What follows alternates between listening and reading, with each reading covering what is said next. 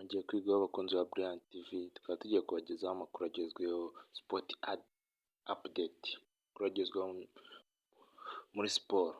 Ikipe ya Rayon Sports ikaba yakinnye umukino wa gishuti ku itariki 27 z'ukwa karindwi na 2025, aho bakiniye i Muhanga. Umukino wa gishuti wahuza KNS Muhanga, bakaba baje kwitsinda ibitego 4-0, bikaba byaje gutsindwa na Adama Bagayoko, Rukundo Abdulrahman Papre na Hassan Innocent. Baje gutsindira hamwe na Rivaldo. Ikipe ya Rayon Sports ikaba yari imeze neza, iri kugatambaza imeze neza. Ikipe ya Rayon Sports ikaba yaje kwegukana intsinzi yayo, itsinze ibitego 4-0. Ikipe ya Rayon Sports iri gutambaza umupira neza, uretse ko ari ibibura, ariko ikipe ya Rayon Sports imeze neza. Icyo nababwira ku bakinnyi bagaragaye neza, bigaragaje neza, hari umwana bita Tony Kitoga bamwitege. Tony Kitoga sinzi impamvu Rayon Sports yamwerekana mu bakinnyi basinye cyangwa ikaba yaramusinyishije, situbizi, ariko Tony Kitoga ni umukinnyi uhagaze neza, niwe mu bakinnyi b'abanyamahanga Rayon Sports imaze gusinya yazanye bahagaze neza. Umukinnyi wa kabiri ni umurundi ukinamo hagati. Uriya murundi nuko natari kwibuka izina rye neza, nikibuka ndaza kubibabwira. Uriya murundi ameze neza, abantu bavuga ngo ati ngo ibiki wapi, buriya wasaruka yagitangira imyitozo atari yamenyera, ariko uriya murundi ahagaze neza, afite performance, afite buri kimwe atrained. Ubungubu ameze neza, ahagaze neza. Umukinnyi wa gatatu nako banamwita Rivaldo. Rivaldo ni umukinnyi umeze neza, uhagaze neza ku rwego rwo hejuru mutabasha kumva. Rivaldo bano banyamahanga bazanye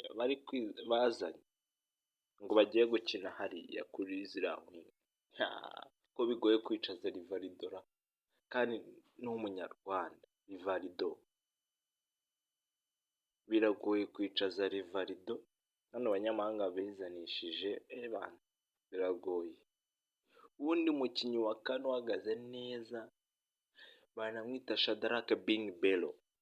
Shadrack Bingbelo ni wa mwataka ukinira mu rubuga rwa Garidiye, si wa mwataka ukina ibintu byinshi ariko ibitego byo ndi kubona azayamariramo, ariko si umusaye gukina ibintu byinshi ngo ajya gusaba imipira kure, apakinira mu rubuga rwa Garidiye niwe akunda gukinira pe, nazajya ari hari umupira azatunyerezamo, ibitego bibe byinshi, bamwitege.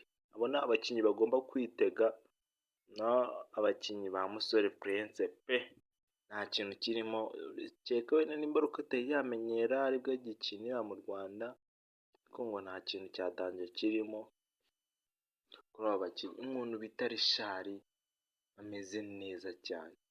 Umuntu bita Kabange ni umukinnyi uhagaze neza, umeze neza muri defense, sinzi ko azapfa kwicara hamwe n'umuntu bita Emery Bayisenge. Impeccable. Umutoza yashimye ngo Emery Bayisenge, ngo ibintu byo kuzana bariya peti, nashaka kuzana Emery Bayisenge nari naramwibeshyeho, mbwira Rayon Sports ngo nimusinyishe. Emery Bayisenge yameze neza. Amakuru ari kuvugwa ameze neza agezweho nuko Rayon Sports abangaba aribo bafite amahirwe menshi yo kuba kapiteni ba Rayon Sports. Uri kuza ku mwanya wa mbere kuba kapiteni wa Rayon Sports bamwita Arsene Mogo, akaba ari uri guhabwa amahirwe menshi yo kuba kapiteni wa mbere. Uri guhabwa amahirwe yo kuba kapiteni wa kabiri bamwita Youssou Diagne naza, nubwo atari yaza, biri kuvuga yuko ashobora kugenda. Mwibuke gukora subscribe kuri Benja TV babyandika gutya, Benja _ TV. mwibuke gukora subscribe, comment, share, ni inkunga yanyu ikomeye cyane. Misudi Yanyaka ariwe wundi uri guhabwa amahirwe yo kuba kapiteni wa Rayon Sports. Undi ugomba kuba kapiteni amwita Emery Bayisenge. Emery Bayisenge ahagaze neza, nawe ari guhabwa amahirwe yo kuba yaba umuyobozi wa Rayon Sports. Mwibuke gukora subscribe kuri Benja TV, ni Benja akarongo TV, akarongo gatambitse. Mukore subscribe kuri Benja TV, inkunga yanyu ikomeye. Mukore comment, share kuri Benja TV. Mwibuke gukora subscribe, murakoze. Aya yari amakuru ya Rayon Sports agezweho, bikaba biri kuvugwa yuko Rayon Sports igiye gukomeza igakina imikino ya gishuti muri Rayon Week nk'uko biteganyijwe. Ciao ciao, nakagaruka. Tuzahora ubutaha tubagezaho izindi sport update zigezweho. Ciao ciao, kora subscribe kuri Benja TV.